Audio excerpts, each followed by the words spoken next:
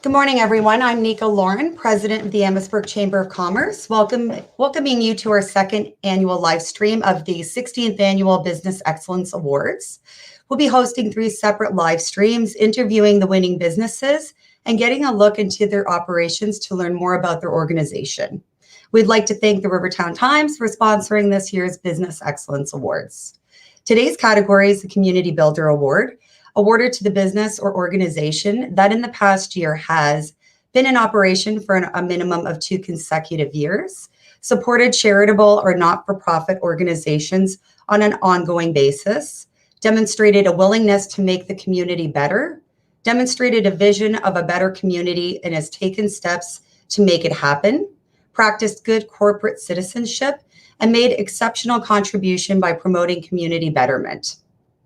The nominees for the Community Builder Award are Bright Child Montessori, Amherstburg Community Foundation, GL Heritage Brewing Company, and the Amherstburg Food and Fellowship Mission. The winner of the Community Builder Award is GL Heritage Brewing Company.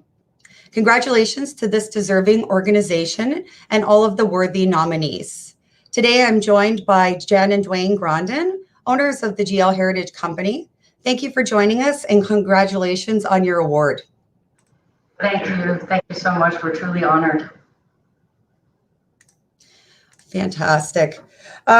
I would just like to start to ask with a few questions, if you don't mind. So if you can tell me, what are some of the ways that GL Heritage supports community betterment? We simply look for opportunity and we act on it. So, if we have resources or a place to host something or business partners where we can collaborate on something great that brings something valuable to the community and our neighbors, we're going to do it. So, one of the goals when we started the business 4 years ago is to find different ways to bring the community together with and without beer, and do what we could to support the community and our neighbors in need if we could. So if we can offer our resources, we certainly will do it in any opportunity.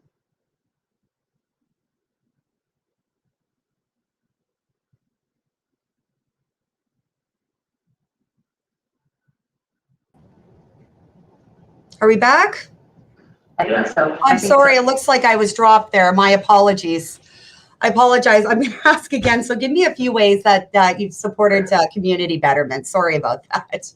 That's okay. That's okay. So last year, when the Amherstburg Farmers Market didn't actually have a home, we were really happy to be able to offer our space here and to bring what was, maybe a dozen vendors at the market in previous years, now up to, we've got 30 in any weekend and up to another 30 that are on a waiting list. So we know that we're helping a lot of small businesses, provide them a venue, and we're really, really happy to collaborate with a lot of those vendors on site. We've had many fundraisers here with our friends and partners at the Garage Gym. They're incredible people. They're very driven and very community oriented. So we love to collaborate with them. So we've had many fundraisers each year that we've been around, and we're happy to contribute to causes and individuals in need. We offer our lot 3 times a week for the Amherstburg Community Services team to do a little handoff for the distribution of their Meals on Wheels program into Harrow and McGregor. And again, it really comes down to, if we have the space, why not use it for some good for organizations that need it? We were really excited to, again, this year be a rural drop-off location for the June 27th Miracle Drive. Yes. And it was successful again.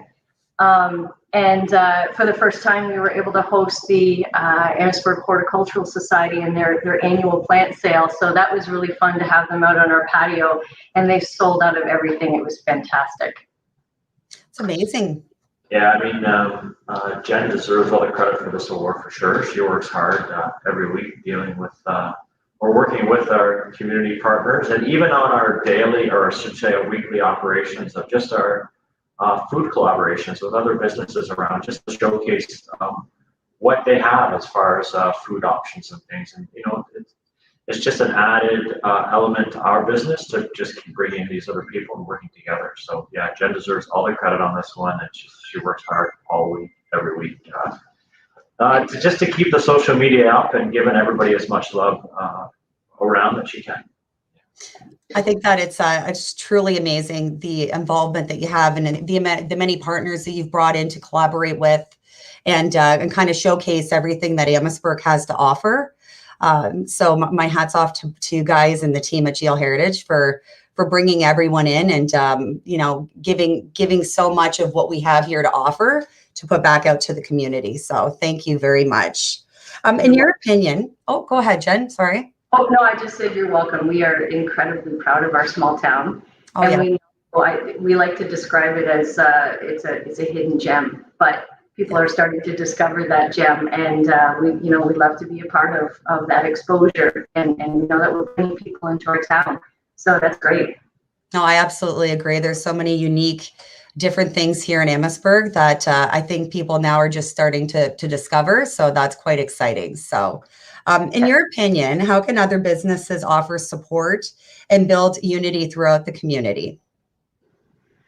I think, one of the recipes for us here is just talk to your fellow businesses, your small businesses. I find that, within about 10 minutes of talking about products and services that we individually offer, we start to spur some ideas, having an open mind about how we can bring our products and services together to create something new or a really cool experience for our neighbors and our visitors. And if it's an opportunity for 2, 3, 4 businesses to come together for an experience or a product, we're also tapping into each other's audiences, and we're sharing like-minded businesses that are interested in offering something really cool to the community and the neighbors around. So I think it's a matter of just being open-minded and talking to small businesses. And the same goes for community services and charities and nonprofit organizations. Charities and nonprofits are looking for assistance in any way, and it's not just monetary. So we do that when we can. And if it's a matter of offering our tasting room for an event, a free venue for them to do something, or every week at the farmers market, we have 1 or 2 booths available for nonprofit and charity organizations for free. So those are some easy things that we can do. We just look at what we have to offer and our staff and our space and just give it. So I think being involved in the community and talking to people and understanding what our neighbors need and what our organizations who work so hard with lots of volunteers may need, really can spur some ideas on how other businesses can get involved and support. That's wonderful advice. I couldn't agree more. That's fantastic. Now, tell me, what lessons did your organization learn during this COVID pandemic? Lots. Yeah, lots. Yeah, how to just move and shake with the changing times. And if people can't come to us, how do we get to them, right? So, yeah. Yeah, I think adapt. Yeah, being agile is so important in any environment, but in particular in a pandemic.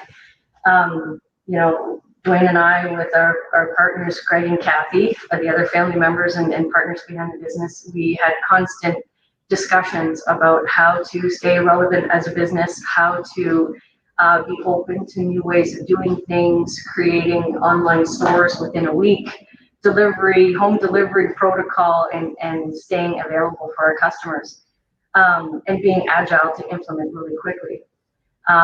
Planning ahead to the next phase, whether it was tightening restrictions or lessening of restrictions, was important for us so that we could be fast on, if the tasting room can open, How do we do that? Very, very safely but quickly, and educate our staff at the same time. So there's lots of discussions on how to do that.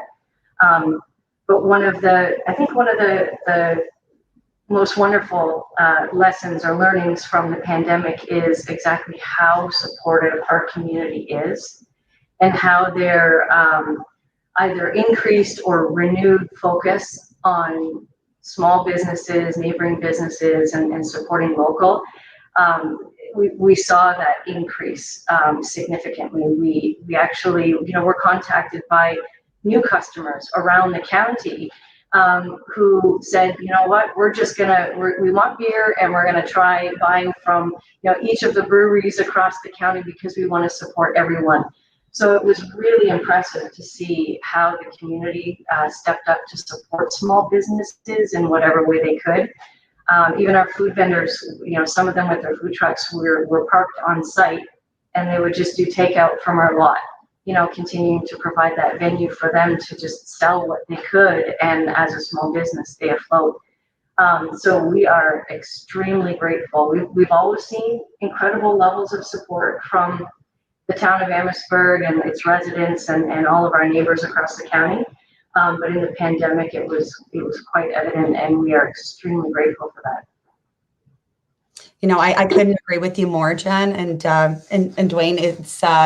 It's been pretty remarkable to see people come forward in the community to see different ways of how they can support shopping local initiatives. I think that that's probably one of the things I'm most proud of for our Amherstburg community is that, in relation to the Windsor-Essex region, I find Amherstburg community really comes out and supports the businesses and each other. So I completely agree with you. And you do have a pretty fantastic place to visit. So of course they're going to want to come out and see you guys. So do you have any upcoming events or promotions or anything else that you'd like to share with us?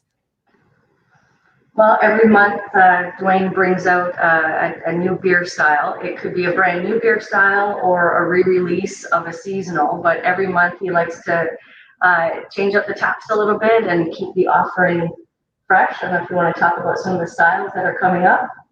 We released 2 new beer styles this summer, and we'll be kind of just filtering through some of the styles that we've had previously, like our honey brown ale, and of course our Applejack ale is going to come back out early October, right? So that's always a hit. Yeah.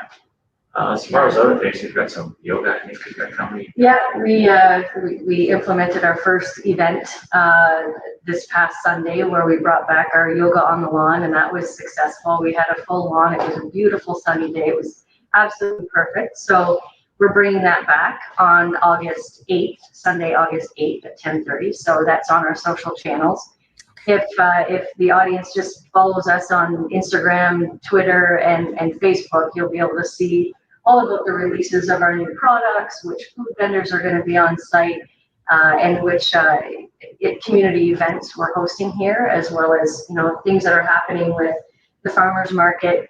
We're bringing back local musicians, both for the farmers market and on our patio for some happy Sundays. So we'll be bringing those back, and of course we actually are ramping up with some of our private events. So all of the weddings and private parties and celebrations of life, things like that folks have been unfortunately sitting on and waiting to implement, those are starting to come back. So we host a lot of private events here, but we're grateful for the space we have to be able to still be open to the public while we host private events in our Grafton area. So it's turned out to be a busy summer, which is really great. It lends itself to a bit of business recovery. We were affected just like every other small business, but we can see that things are slowly but surely returning back to, I guess, a new normal. Well, I think on behalf of the Chamber and our business community, I'd just like to say thank you for everything you've done in the community to be our Community Builder Award winner this year for 2021. We're very, very thankful for everything you've done.